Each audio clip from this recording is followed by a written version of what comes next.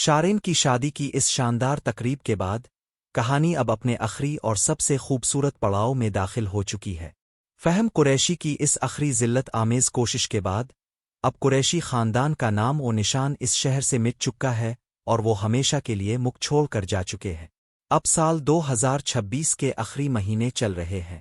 شارین اپنے سسرال میں ایک بہت ہی خوشحال اور عزت دار زندگی گزار رہی ہے، جہاں اس کا شوہر اور اس کے سسرال والے اس کی ماضی کی تلخیوں کو بھلا کر اسے ملکہ بنا کر رکھتے ہیں۔ وہ اکثر ویک اینڈ پر اپنے میکے آتی ہے تو پورے گھر میں عید کا سما ہوتا ہے۔ سب سے خوبصورت منظر اب مرسلین خان کے اس گھر کے صحن کا ہے، جہاں اب شام کی چائے پر پورا خاندان ایک ساتھ بیٹھتا ہے۔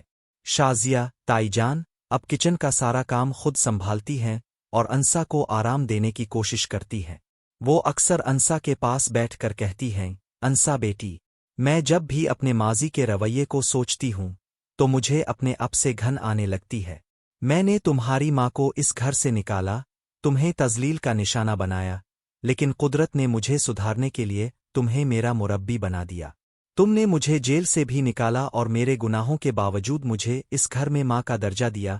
انسا تائی جان کا ہاتھ اپنے ہاتھوں میں لے کر کہتی ہے، ماما اب ان باتوں کو دہرا کر مجھے شرمندہ مت کرے۔ آپ اس گھر کی بڑی ہیں اور اپنوں سے کبھی حساب نہیں مانگا جاتا۔ انس کا بزنس اب بین الاقوامی سطح پر پھیل چکا ہے اور اس کامیابی کے پیچھے انسا کی عقل مندی اور فنانشل پلاننگ کا بہت بڑا ہاتھ ہے۔ مرسلین خان، جو اب کافی ضعیف ہو چکے ہیں، اپنی پوتی کو گود میں لیے انس اور انسا کو دیکھتے ہیں اور کہتے ہیں، انس، میں نے زندگی بھر صرف پیسہ کمانے کو کامیابی سمجھا تھا، لیکن انسا نے مجھے سکھایا کہ اصل کامیابی رشتوں کو جوڑ کر رکھنا اور سچائی کے راستے پر چلنا ہے۔ آج اگر میرا سر دنیا کے سامنے اونچا ہے تو وہ صرف میری اس بیٹی انسا کی وجہ سے ہے۔ کہانی کا اختتام ایک انتہائی پروقار اور جذباتی منظر پر ہوتا ہے۔